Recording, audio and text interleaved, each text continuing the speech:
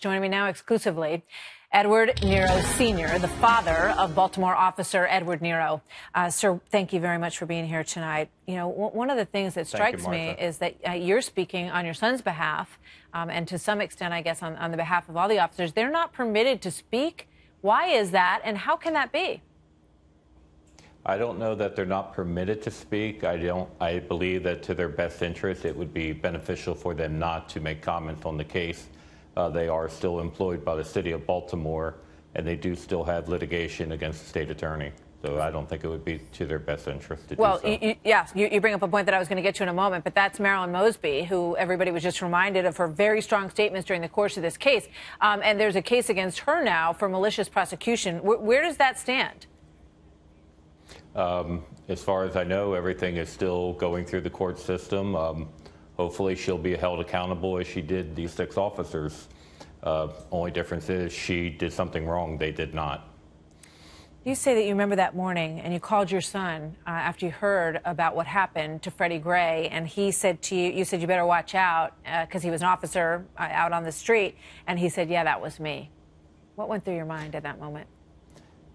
Well, my son normally did not work bike patrol, and I live in South Florida, and I had watched the news, and I seen an incident that occurred in Baltimore, and I witnessed 2 police officers escorting a man to a van, and there seemed to be a large amount of uprising in the city, so I did call him to say, you know, what's going on.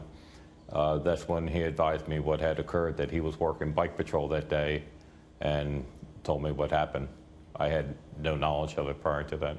And then you watched the riots break out, and you saw what your son and the others were accused of. What was it like for you as a parent watching your son go through this? When I spoke to my son and asked him how he was, and the words he used were very upsetting to me, and his emotions were very high. I believe him and the other officers felt in some way responsible for what had happened, even though they hadn't done anything.